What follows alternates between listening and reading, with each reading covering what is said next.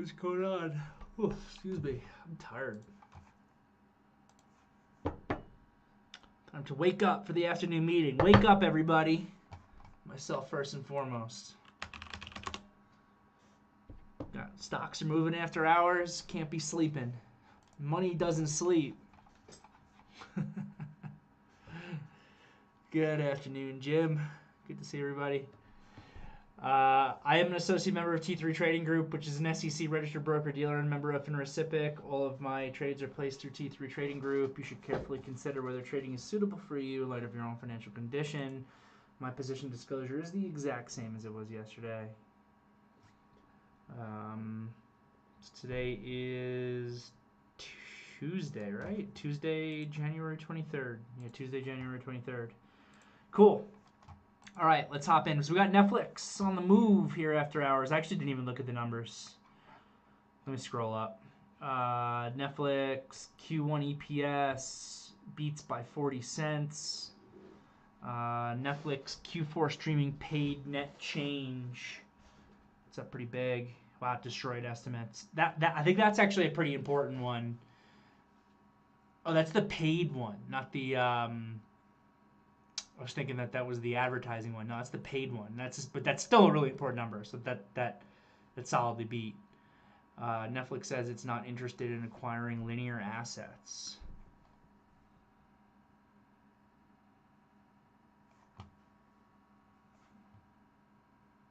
Yeah, I love that. Netflix perfectly met the measured move. I love when that happens. Let me see the other numbers you posted here. Free cash flows in line.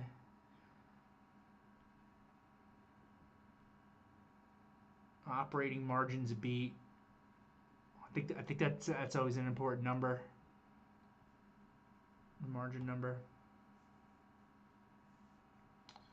Cool. Yeah, and like I said, I love when they perfectly meet the measured move. The measured move was like $29, right? So it gets you up to about $5.29. The after hours high is $5.30. I mean, it doesn't get any more perfect than that. Right now, it's trying to create a pivot low, a perfect technical pivot low off the ADMA here after hours, followed by an inside 5 and up. I think it was Victor yesterday in the afternoon meeting was asking me about continuation patterns and how to execute them. This is exactly the type of continuation pattern that I love. It actually combines both of my favorite continuation patterns. One is the pivot into the equilibrium area is represented by ideally a hammer doji, but any doji will suffice because it represents change.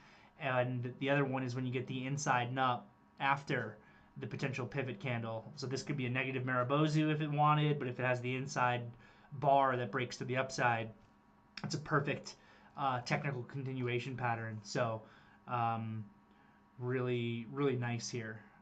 Netflix trading pretty well. See if it makes its way back up to that measured move high. I love that, by the way. I know I said this like 3 times already. I love when the stock like perfectly does the measured move amount, holds it as resistance, pulls back, then maybe on a second attempt they can break it through the level. But we'll see. So far, pretty good pivot there, pretty good reaction from Netflix, and that should further help our indices, which have been holding in really well. So let's talk about that. Where are we? SPYs. Looks like they're ticking up a little bit after hours here with Netflix, but including the after hour move, we've got the SPYs up 0.36%. The Qs are up very small, actually, after hours here. So 0.4% in the Qs is about how much we finished up. And the IWM is an interesting one today. Relatively strong pre-market, but closed the most relatively weak, closed negative on the day, which I'm not surprised to see this at all given the TLT move. We were talking about that this morning. So we can talk about it again now as well. So the SPYs here, if you just look at the 5-minute chart of the SPYs, can still have that up. Very boring, right? Very boring sideways action. But that's further bullish digestion. If you guys remember, in the morning meeting, we always start with the indices, top-down approach. But what we discussed is pretty much every index was trading in some version of no man's land this morning and needs more time to reset up. So time correction of upside extension is the most bullish type of correction that there is. and now we've had 2 days in a row of time correction in the SPYs. So this ADMA is continuing to work its way higher. That ADMA will be even higher tomorrow morning once it finishes digesting today's candle. So we'll measure that exact extension tomorrow morning. But as of right now, we've got about $5 of extension in the SPYs. So that's slowly being digested out. The Qs, which had extreme extension yesterday morning and on Friday afternoon, at this point are $7-ish extended from the ADMA. So still kind of in no man's land. But again, 2 days of very sideways price action for the Qs. This is bullish. Makes for a boring trading session if you're an index trader today. But it's very bullish. This is also, by the way, why I've always felt that the people I speak to who only trade indices, it's very reward limiting, because you take a day like today as an example. What did we say in the morning meeting today when we studied the SPYs and the Qs and the IWM? We said, you know what? It's a less is more trading day. We are extended to the upside, so I don't want to be buying, but we're not so extremely extended to the upside that I can feel confident coming in on the shorts. I don't have a strong advantage in the indices today. So if you're just a pure index trader, well, the SPYs and the Qs, it's not easy price action. Boring, sideways, nothing going on.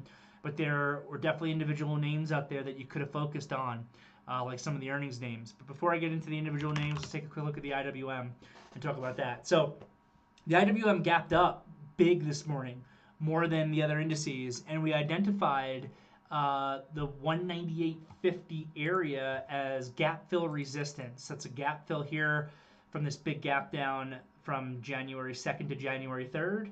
So the low of the gap, the low of January 2nd, which is basically where your gap fill resistance would be, is 198.44.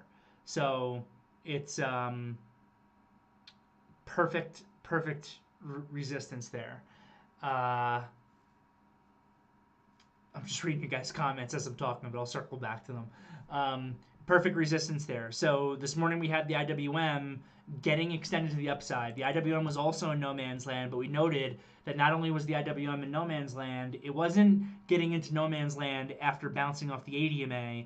It was into no man's land after just 4 trading sessions ago being nearly extremely extended to the downside. So that makes it a very fast move in a short period of time, gapping into resistance in conjunction with the TLT, which generally we have seen recently that the IWM needs the TLT to bounce, interest rates to pull back in order for the market to the IWM to sustain a bounce.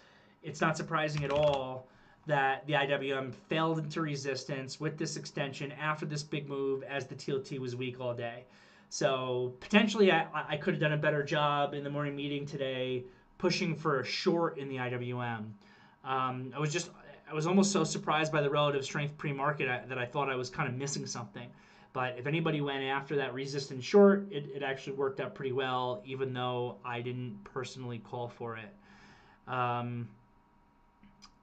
To Bill and Dave's points here on only trading the indices, which I'm in the process of downing. If you trade S&P and vol is always moving when the S&P isn't. Indeed. And from Dave, on the index point, I didn't trade any contracts today and only sold premium below lows as an options trade. Sure. So obviously depends a little bit on the product you're trading. There are environments where you can take advantage of these sideways price action by trading options or focusing on trading the S&P in conjunction with vol that can still give you an edge. I was more referring to, I sometimes speak to people who just trade futures and all they trade is ES and NQ, and they don't trade options. It's just ES and NQ. That's my focus. And when I speak to those people, I'm like, what do you do on a day like today? It's very hard for traders to just sit on their hands all day, as we know. And that's why I've always liked having access to individual stocks, because you guys have your solution for that as well by focusing on vol or focusing on options. My solution for that has always been, well, if the market is opening up in a difficult spot where it's a coin toss, which is what I felt the situation was today, I've got thousands of stocks that are listed that I can potentially focus on where I can have an advantage. And even if the indices are seeming out of play, there's probably going to be at least some individual stocks out there that have news that I can focus on. I ended up not trading any of those earnings names that were on my list. I just have a little too much on my plate right now. But for the most part, they all worked to one degree or another. We talked about Halliburton as a buy through 35. That wasn't bad. We talked about RTX as a long. They have a great opening move before rolling down a bit in the afternoon versus that $87 area. We talked about United. This one also rolled back down. We talked about United versus 40. I stopped watching this after the first 15 minutes. Actually retested that 40, pierced through it, and then snapped off that. This one might have been a little bit sloppy, but obviously there's price action there that moves. And then this PCAR, same deal, gave a great opening rip. And then was this the conference call at noon? I remember I was so distracted by so many things today. But I remember something in the VTF around noon that had with this PCAR sold off and then bounced all the way back up to actually close at highs. But obviously some good trading price action in some of those earnings names, if that's what you wanted to focus on. And we have Netflix after hours here, which is moving. We've got TXN after hours, which is down. The TXN guidance is horrific. I probably should have hit the bid on that. I feel like people don't look at this one after hours. They don't care. The TXN people find is boring. I think that people even forget that it's a semiconductor name sometimes.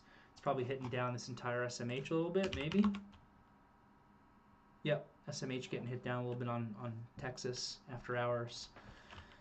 So anyway, that's the indices. Not really too much to talk about. Bullish consolidation day for the SPYs. Bullish consolidation day for the Qs. And IWM was a red to green trade off higher interest rates and a big move into resistance. But it's not necessarily the end of the world. I would like to see this IWM hold 196. We closed pretty much at 196. That was a big level that we were able to break out through yesterday. Netflix back to 529. Perfect technical pivot on that 5-minute chart after hours there, right? I'm trying to think if I have anything else to talk about. I really don't. My focus today just was entirely position management. Oh, the Chinese names. But the Chinese names after the gap were relatively boring. They didn't really do too much here. This BABA consolidated. We were looking at this breakout through 74, but we said that breakouts on 5-minute charts with this much 15-minute extension often fail, and guess what? It broke out and failed, and then they did nothing but kind of digest the news and digest the gains for the rest of the trading session. For me, because I've been swinging Alibaba and JD actually with pretty good size, that basically turned out to be almost my entire day from a P&L perspective. Everything else was kind of gravy and washed out. Some things were positive, some things were negative. I don't have anything else to talk about. I got an email question today for today's afternoon meeting where someone wanted me to explain what an RDR is, so I'm happy to do that real quick. Not sure if anybody has any great examples. I probably should have looked for an example ahead of time on account of the fact that the person emailed me the question, so I had all day to be able to look for an RDR. Could be on any time frame if anybody has one, but happy to explain what it is. RDR stands for, I slightly cringe every time I have to say this, Red Dog Reversal. Did anyone see Portnoy's video on Twitter today where he went after Redler again? It's not safe for work. It's not safe amongst polite company, but if anybody wants a laugh and they don't mind being offended by some bad language, you could check out the... Are they really? They're really going to be on Fox Business together tomorrow? You could check out Portnoy's video on Twitter where he was talking about SAVE, symbol SAVE, Spirit Airlines, and in the last 20 seconds of like a 2-minute video, he goes pretty hard after Redler. But anyway, RDR stands for Red Dog Reversal. I've always argued that more practically it should be Red Dog Retracement, because we don't like to call for reversals. Technically, it is a pattern that you look for retracement, not reversal. But calling something a Red Dog Retracement, that isn't going to get you the views on social media or get you on Fox Business. So you got to have that more dramatic term of red dog reversal. Sometimes it's also referred to as a DOO here in the VTF, just in case anyone wants to know it's the same thing.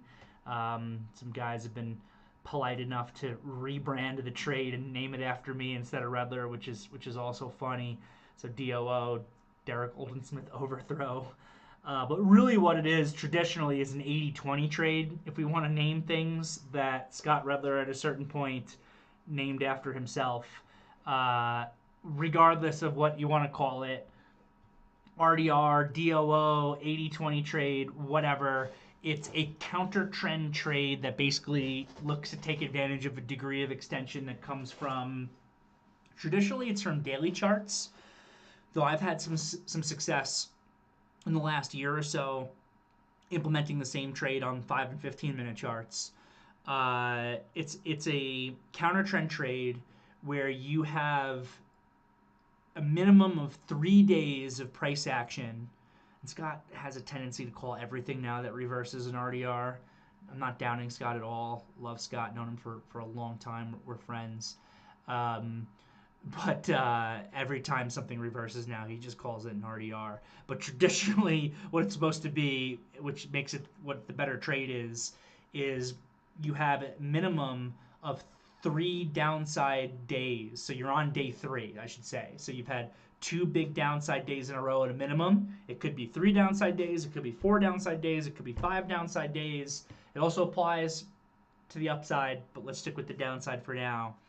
And then on the day 3 or 4, 5, 6, whatever, you get the stock to trade below day 2's low and then snap back above. I got to be able to find a example on a daily chart here.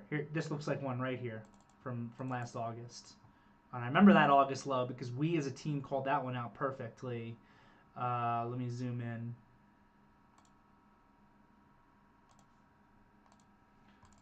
All right. So what was going on here? The market peaked in July and started to pull back. This was 2023. So the market peaks in July, begins to pull back. It's having a decent sell-off. Now, what do you get? You get 3 big down days in a row off of equilibrium. So here's your last low or high in the downtrend. Here's day 1, here's day 2, here's day 3. You could start looking for it on day 3. But like I said, sometimes it could be on day 4, sometimes it could be on day 5. On day 4, I'm just realizing this isn't a perfect example. On day 4, the market gaps down again and then trades back through the previous day's low. So if you're on a day 3, day 4, day 5, etc., what do you know? By that point, if you've had multiple days of selling, you have some sort of degree of downside extension. So what this trade is trying to take advantage of is the snapback off that downside extension, a retracement back to equilibrium, something that we talk about all the time. Retracement, not reversal. Sometimes retracements can become reversals. That's a lower probability situation, but you can have rules in place that can prepare you for that. So on day 4, in this case, you get the gap down, which is actually what makes this not ideal, but I'll circle back to it in a second. And it trades back through the previous day's low. The trade is to buy your stock or your index back through the previous day's low with a stop loss at that day's low, looking for a retracement back to equilibrium. When that happens on a day 3 or day 4, there is a pretty high probability of getting that retracement back to equilibrium. That's what you're looking for. So your trade is to execute back through the previous day's low, using today's low as the stop loss, specifically when it's a day 3 plus, to then look for a retracement back to equilibrium. The reason why I said that this isn't perfect is because it gapped below. Really, the perfect RDR, as Scott traditionally taught it, is on that day 3 or day 4, the stock would open up within the range of the previous day, intraday trade through the low to break it, and then snap back through that low. And then you buy on the way back through the previous day's low versus whatever the low is of the day at that point. So that's what an RDR/DOO/80-20 trade is. That's on the downside. It could also work on the upside. This looks like it could be one here on the upside. So you had like 1, 2, 3, kind of had 4 days to the upside, Again, not perfect because the July 14th here really isn't an up day, but let's just pretend for a second. So you get like 4 or 5 days here to the upside. The stock is extended away from the equilibrium area. That next day it opens up within its range, but pierces through the previous day's high. Buyers fail to give continuation. It pierces back through the previous day's high. That's when you short versus that high, and then you look for a retracement back to equilibrium. And as you see in this case on the short side, it actually creates for a really good risk reward if your target, again, is that equilibrium zone between the 8 and 21 EMA. So that is what an RDR is for Ralph, who sent me the email with the question. If I didn't explain it well enough, I'm happy to answer any clarifying questions on it. Okay, cool. So that answers that. What else do we have here in the VTF? Scrolling through from Rich. If we short the TQQQ or other similar hedging vehicles versus a long portfolio of stocks, then how do we trade for cash flow? Thanks, Rich. So Rich is referring to my position here. So what I do when the market gets extended, the way that I kind of build in, so there's kind of a couple ways that I do it. It depends on if I want to take a core position for a bigger move or not. Sometimes I do that and sometimes I don't. On other times, I'll just say to myself quite simply, okay, the Qs are $10 plus extended away from the 80 EMA, so we're due for some sort of price or time correction. I've got a long portfolio on of 15 positions. The market's very extended here. Am I price correct? In order to help me cushion that price correction, which will mean a pullback in my P&L for my long positions, let me begin to build into a short, in this case, in the Qs. I like to use the levered vehicle, the TQQQ, not only because it's levered, but also because it's cheaper priced. So I prefer to trade a $55 ETF compared to trading a $423 ETF. I can just take more size. It gives me more flexibility. So I'll build into that hedge kind of versus the 80 EMA on the way up, but I also build out on the way down. So we've spoken about this a lot in the past, though this is a little similar but different, about trading around a core position for cash flow, where if you're long whatever stock and then stock gets extended, you can sell a percentage of that position to then try to rebuy at the 80 EMA, in which case you don't care about nailing the execution perfect, you just care about keeping the cash flow difference between where you sold your stock on the way up and where you're rebuying when it becomes no longer extended. That you can do it that way, or you can do it incrementally. Which means, hey, I'm selling some of my stock every 25 cents up. I'll rebuy it every 25 cents down, and every time I get a 25-cent fluctuation in my stock as I'm holding this core position, I can put $25 per 100 shares in my pocket. So what I do with the hedge trade, which again it's a trade, it acts as a hedge, but really it's a trade, is a similar situation where incrementally, as it moves higher, I continue to short more and more and more and more and more, which can be extremely dangerous, by the way. Extremely dangerous to average up to nothing. And I definitely would not want to do that in an individual stock. Individual stocks, even the indices can be extended and become even more extended, and I could get my face ripped off. And that almost happened at certain points when I was shorting to kind of hedge my long portfolio in November. But because I'm managing the position to the 80 EMA and because I'm also trading it for cash flow, I was still able to make money short the Qs. Even though I was short the Qs basically the entire month of November, I was still able to make money by doing this. So I'm building in and I'm piecing out, and I'm also trading versus the 80 EMA on the daily, like I discussed a lot in those November, December afternoon meetings. But what that looks like for me is I'm basically doing it every 10 cents, which is a lot for a $55 ETF. You could very quickly find yourself with thousands and thousands of shares, so make sure that the risk is going to be appropriate for you. But I mean, these are just my executions in TQQQ today. This thing did nothing all day, but I'm pocketing cash flow pretty much all day. And even though I swung this thing and it was gapping against me this morning, I was able to trade it in such a way where all the cash flow executions I was able to do still had me, I think, positive in it as of the close, or maybe down very small in it as of the close, because I was able to make a lot just by shorting every 10 cents up and rebuying every 10 cents down, and shorting every 10 cents up and rebuying every 10 cents down, and just every 100 shares I do that with is going to be $10 in my pocket.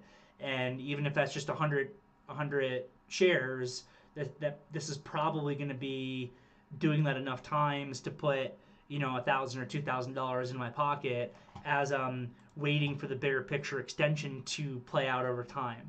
So I'll make money in this thing if it goes sideways. I'll make money in this thing if it goes down, which will also cushion my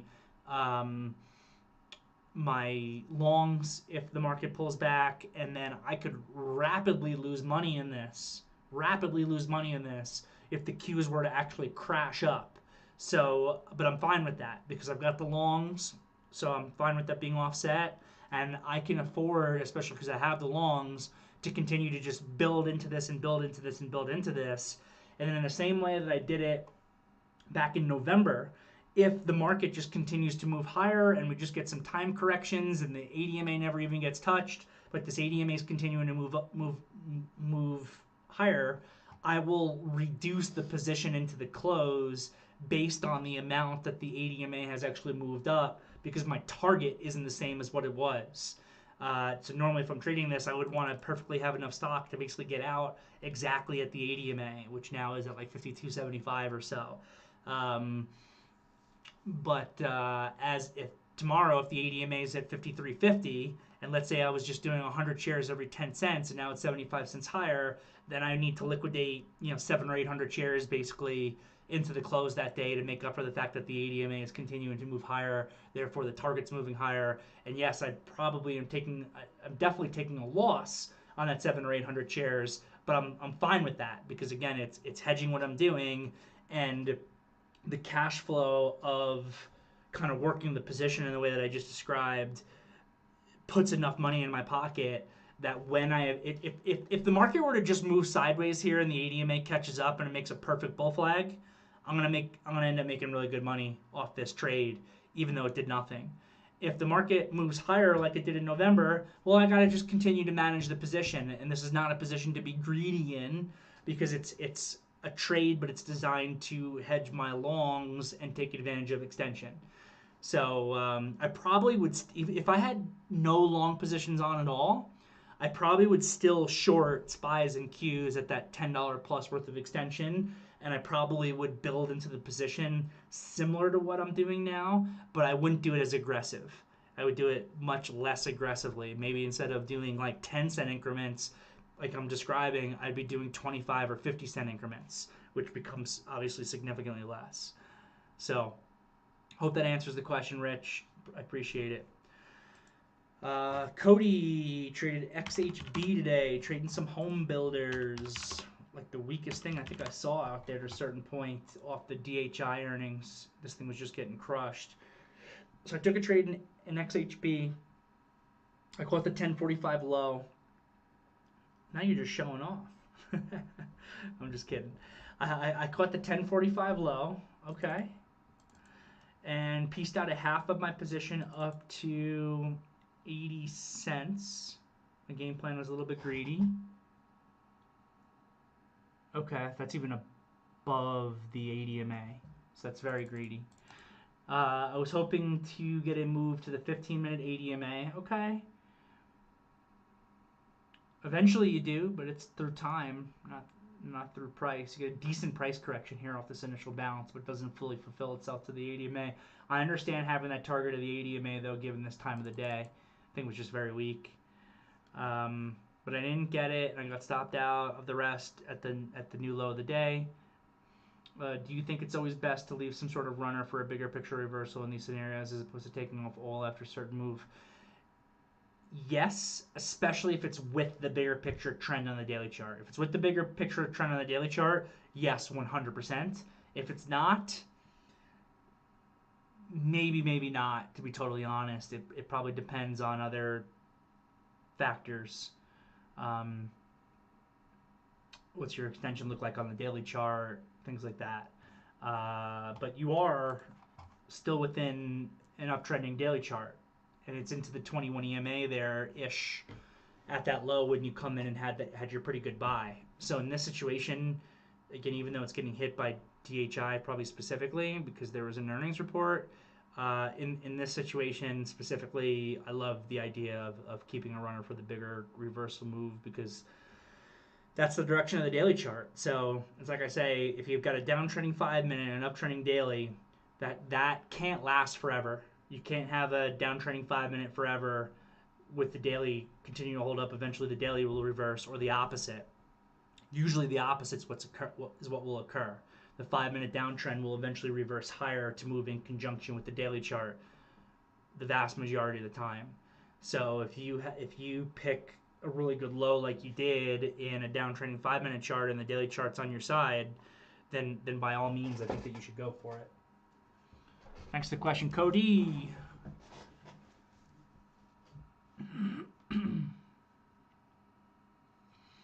Scrolling through the VTF.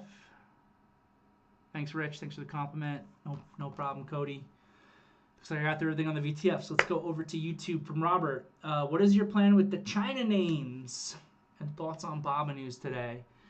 Sure, so I can go over kind of the stuff I went over in the morning meeting today.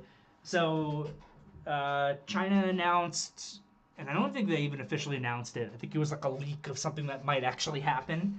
They're saying that it could happen, so definitely be a little bit careful. But it's the potential of, I think, $278 billion in stimulus that is supposed to directly support the equity market. The first thing I would say is what I said in the morning meeting. $278 billion in the scheme of the entire equity market is not a massive number. Definitely enough to be market moving, but it's not like a massive number. I think that it's enough to help, but I also think it's more the principle of the government stepping in and say, hey, we're finally going to start getting serious about stimulus. And it wasn't just the big picture China news. It was in conjunction with two other things I thought were important. One was the insider buying of Alibaba, specifically the buying that came from Jack Ma. I can tell you with just about certainty that insider buying from Jack Ma did not happen without the Chinese government's approval and support, and possibly even them asking him to do it. If you remember, Jack Ma was in the doghouse for a while with the Chinese government, and for all we know, this is a way that he can get back in their graces by using the importance of his name to come in and do some insider buying in Alibaba, which helps get everybody else excited for it as well. So that is another thing that just shows how serious the government's becoming about trying to stimulate the market and the economy. And then the final thing that I think was the final thing that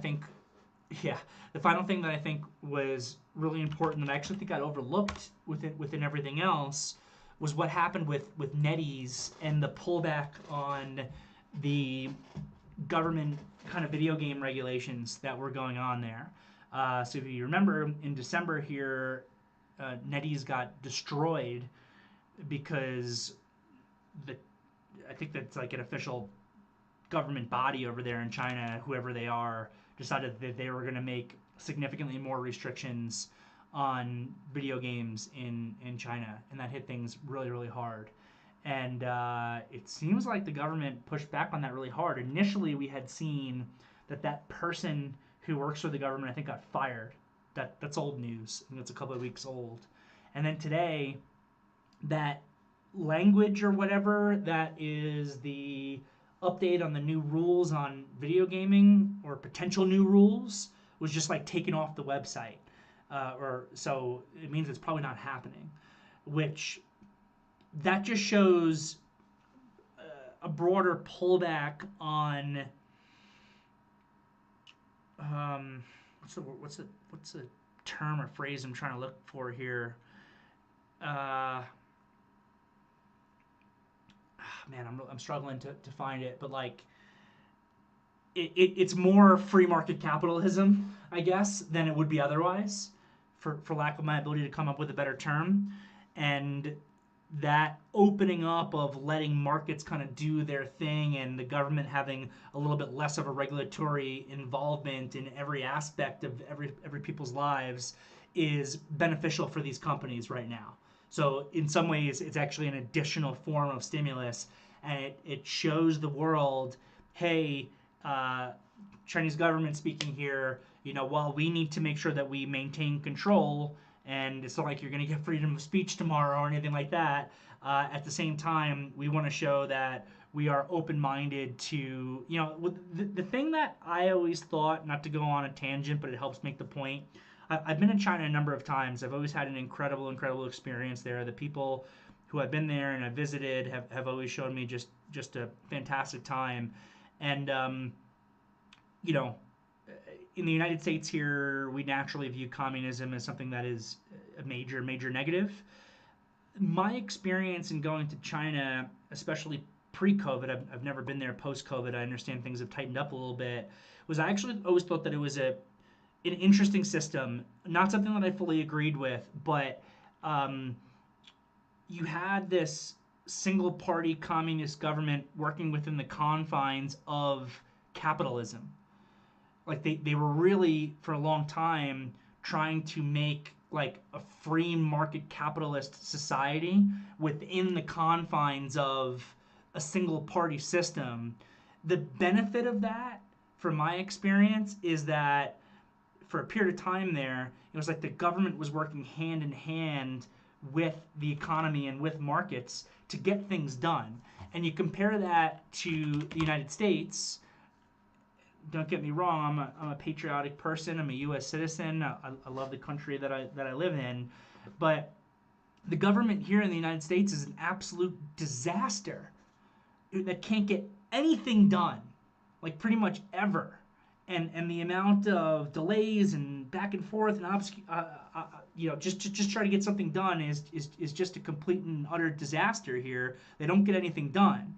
Whereas for better or worse, and there's definitely some downsides to having a one-party government, if that one-party government says, hey, we are all about getting the economy going and we're going to work in a capitalist society within the confines of a communist single-party government, they can actually get a lot done in a really, really, really short period of time. And circling back on why I'm going on this tangent, I think that what we saw with NetEase today. So what my understanding of speaking to my friends who are out there in China is that since COVID and everything that happened with COVID and all the lockdowns and everything else, what I'm describing and what I experienced when I went and visited China actually took a step back, where it was much more of, we don't care about the free market capitalism or anything like that right now. We need to get everything in line and in control. And that negatively impacted the Chinese government, the Chinese economy pretty significantly. And now I think that what we're seeing here, and just this NetEase thing is an example of it, is them saying, all right, you know what, let's do more of what was actually creating success for us by having this single party government in conjunction with a economy that can be, where you can be an entrepreneur. When I think that when we think of communism and we think of like the USSR and what they were trying to do then, and I'm no political expert and I don't want to ever really express my own political opinions into the VTF because that doesn't make us money. I want to focus on what makes us money. But I think that a lot of times when we think about communism and we think about like the USSR, we think about a government that says, okay, Aaron, you're going to be a farmer, and Dave, you're going to make horseshoes, and Rich, you are, I don't know, you're going to milk cows, and Bill, this is your job, and Cody, this is your job. Everyone go do their job. That's not what I saw ever in China. It was never the government saying, hey, this is going to be your job, and then we're going to take it all from you, and share it out to other people. It was more of, hey, you want to start a business? Okay, go for it. Do it within the confines of government regulation, which, by the way, you also have to do in the United States. But go ahead and be an entrepreneur. Go start a company. Go invent something. Go do that. Go live in a different city if you want to live in a different city. And that was something that we were seeing in China, which helped their economy so much that you never saw with a broken system like the Soviets had. Anyway, that's my 25 cents about it, and that's kind of what I'm thinking. And I'm looking at all that in conjunction with what I keep saying of Alibaba and JD trading at a forward PE multiple of 7x. Compare that to their equivalents here in the United States. And I'm not saying that they should be trading at the same multiple as their equivalents in the United States, but I don't think that the discrepancy should be that insanely big either. But especially if the government's going to start becoming more supportive of markets again. Appreciate the question, Robert. Hope you appreciate the answer. From Kevin, please reiterate that point between the TLT and the IWM. On days when you have a consolidation stock and indexes, are there telltale signs for you? Sure. So interest rates affect the stock market, right? We know that. Generally, lower interest rates enable the stock market to be higher.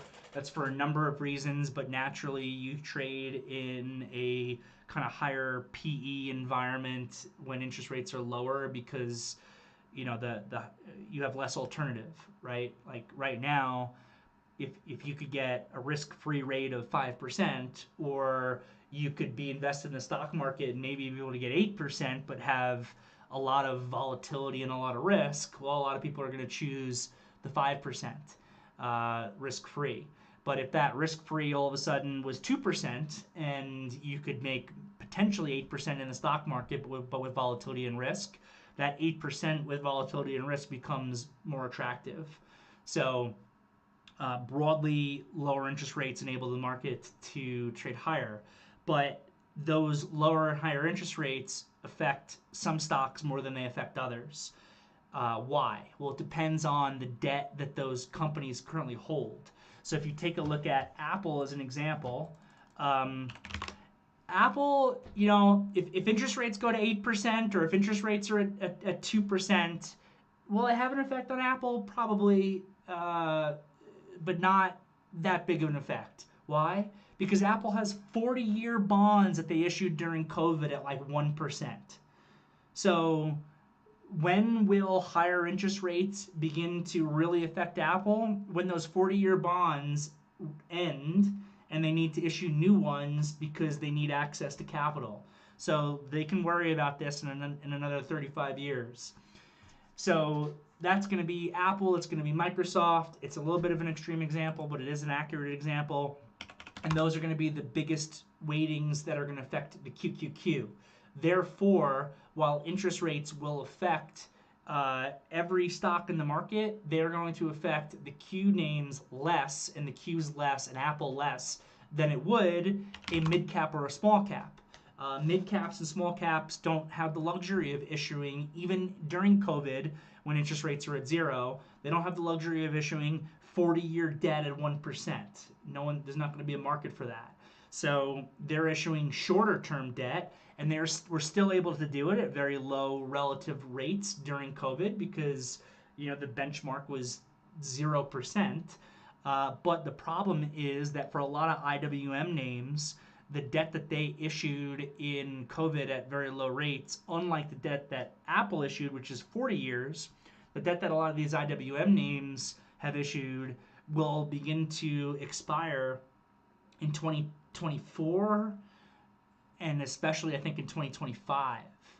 So the higher for longer idea or interest rates continuing to move higher from where they are now has a disproportionate impact on IWM related names than it does on Magnificent Seven type names on both sides. If interest rates can move down again, that will disproportionately benefit these companies because the market right now there's been a lot of chatter, and I read and see a lot of different things on if the market is expensive or not expensive right now. And I think that you have to actually break it up, because if you're looking at the Mag 7 names, they are trading a bit expensive right now. Not massively, but a bit expensive. If you look at the IWM names, they're actually trading really cheap. But these names are trading cheap and they're trading expensive for a reason, and the reason is what I just described. So if you can get interest rates to move down, then these cheaper IWM names that are trading on average at lower multiples have a lot more room to potentially run to the upside. And that's what we saw yesterday, kind of through this morning, when the TLT finally gave a little bit of a bounce and the IWM was willing to absolutely rip off of it, whereas the Qs at that point were extended and the TLT bouncing isn't going to be affecting them as much. So I hope that helps with the first part of your question. On the second part of your question, on days when you have consolidation in stocks and indexes, is there a telltale sign for you? No. You can never really know, I think, ahead of time. You can see a little bit better as the day is moving on. For me, it's more about probability. So when I'm assessing pre-market every day is based on trend and based on extension. What is the probability of higher, lower, sideways, right?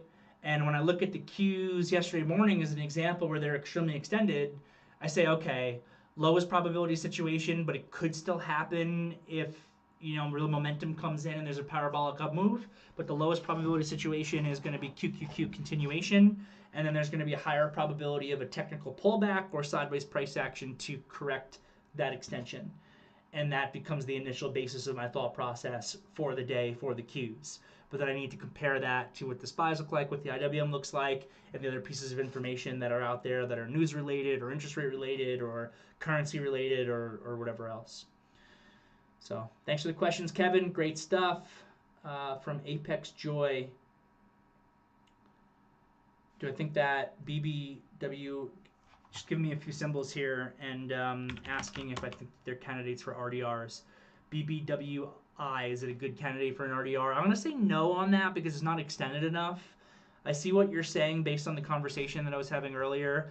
I wouldn't really classify these trading days here as down days. I know that they close negative, but they're really consolidations. This is probably just day one of selling. I would describe today as day one. So when could you look for an RDR? If you get a day 2 tomorrow and the thing's at 40 at the close, and then day 3 you could maybe look for the RDR. Or if it sells again on day 3, then on day 4 you could look for the RDR. So I don't like that one for tomorrow. I think you need at least one more day of selling. Maybe on this MSTR. Pivot high here, traded down 3 days in a row.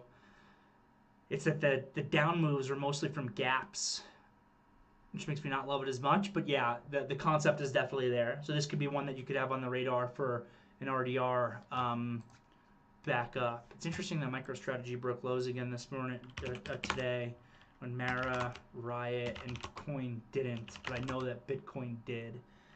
Anyway, I don't look at MSTR that much. And then your final one that you're bringing up is KMI. Yeah, here's another one for a candidate. Yesterday was almost an inside day consolidation day. If it was, I would say that kind of resets the pattern. The idea is the key for looking for the RDR isn't just like, okay, was they negative by a little bit or positive by a little bit. It's looking at the multiple selling days in a row in conjunction with how extended the stock is becoming because of it. And the stock here is becoming extended, but really yesterday and today were more like consolidation days than anything. There still is enough extension here where you could look for that trade tomorrow, though. So I appreciate you asking about those potential examples there, Joy, because they could be things that could go on our radar. Cool. Back over here to the VTF to see if I missed anything. Yeah, so it was Brian, but they that changed over time. I can't tell you under, I don't remember the name of the Chinese president where we saw some major changes there, but there was that one Chinese president that really had a market forward thought process. But under Mao, it was more like what I was describing with the Soviet Union, and I think that one of the results of that, if I remember correctly, was a massive famine. So from DL here in the VTF on Moderna. Moderna held support. Moderna held support around 100 for the past couple days. Was waiting to see if it could break to the downside, but it held up and it moved up to 103. Thoughts on this holding support further and gapping up? I don't know. I guess this is a potential higher low on this big picture up move here. So I think that as long as it's above 96.65, you can look for this thing to pivot higher and work its way back up. I don't really trade Moderna very often or follow day to day, so I don't have a strong thought process for you on it. But the chart looks somewhat productive off that pivot.